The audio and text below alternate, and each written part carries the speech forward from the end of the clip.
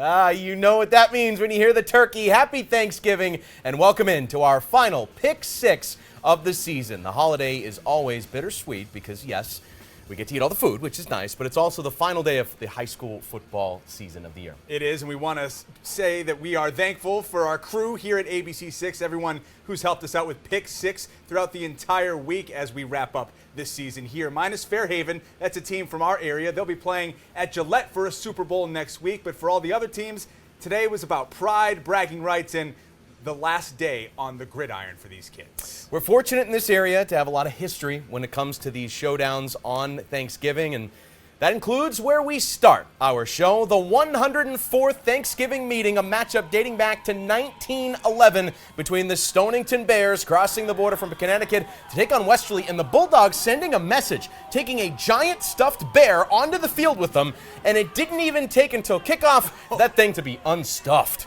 Well, turkey gets stuffed, bear gets unstuffed. Yikes. Well, when the game started, the home team sending a message with its play. On the third offensive snap for Westerly, Romello Hamlin takes the screen pass, break and tackles, goes 73 yards to the promised land.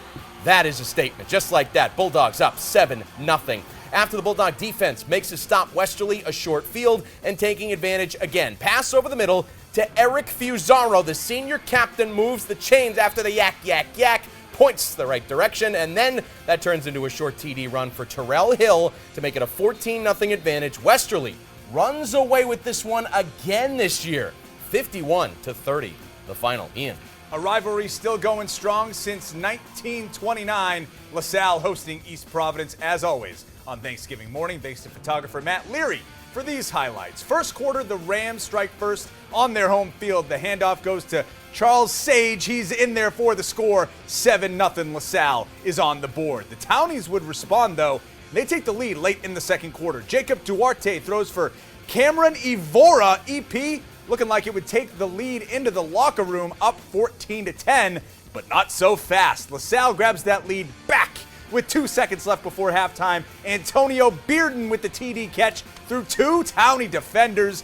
That would end up being the difference as LaSalle defeats East Providence for the sixth straight year, 17-14.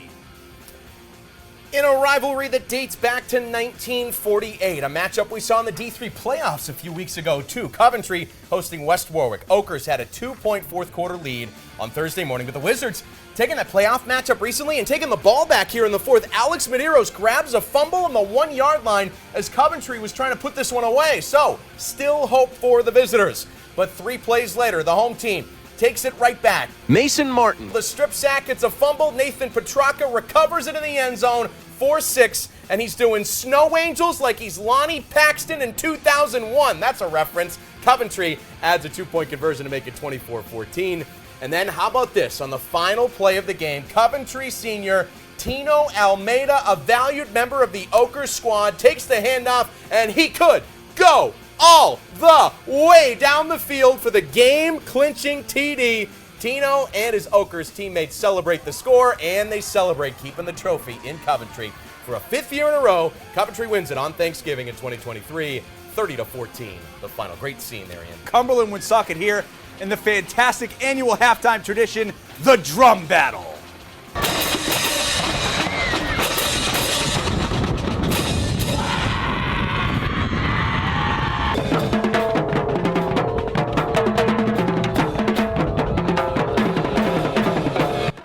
We did not flip our camera. Do not adjust your TV screens. Yes, he is hanging upside down. Great show, and then a slam dunk to end it. This here before halftime, though, Woonsocket stopping Cumberland on 4th down.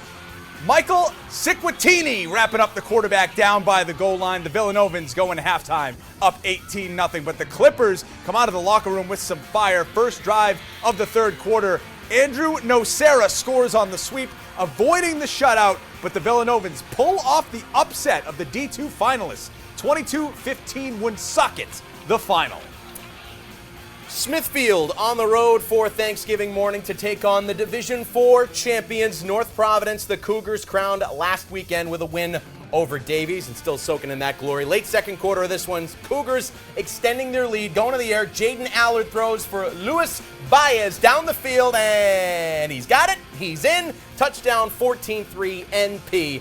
at the break. Second half, Sentinels would score in a mishap, though. Bad snap on a punt. Sentinels trying to chase the ball down here for 6, and it ends up being just 2.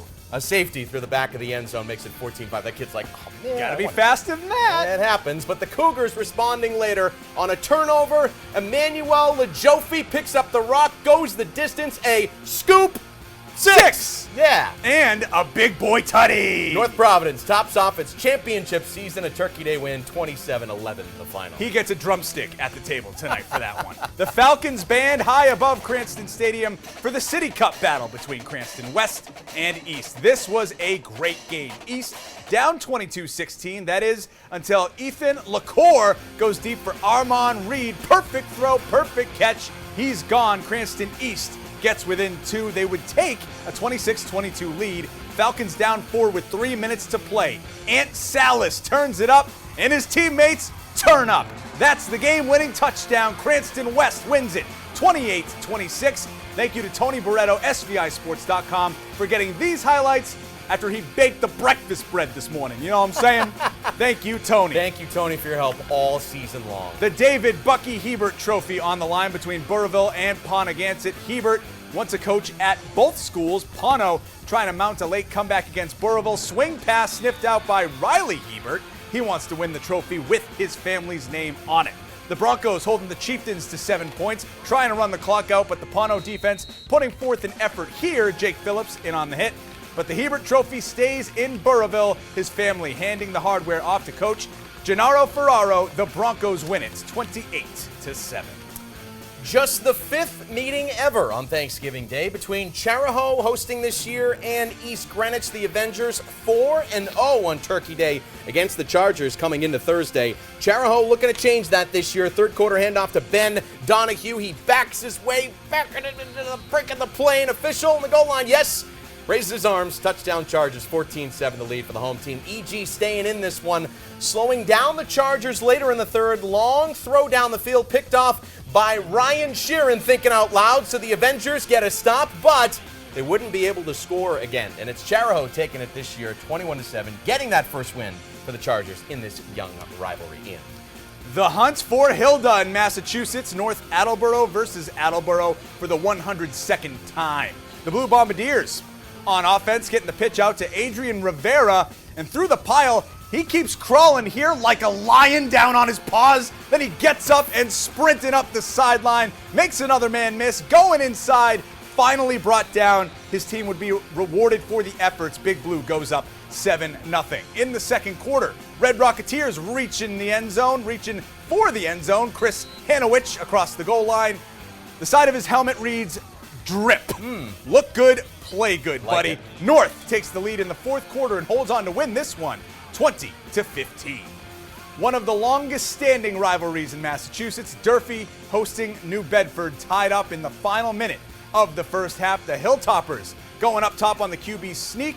Landon Noquera reaches across for the touchdown. The home team takes a 1-score lead into the break. Later on, New Bedford down a point, a wide open gap for Jaron Goodine to run through. The Whalers go up 26-21, and that's the final score. NB wins number 131, 26-21 with that second half rally. Thanks for watching Pick 6 all season long, everybody. For Ian Steele, I'm Nick Hoyt. Happy Thanksgiving to you all.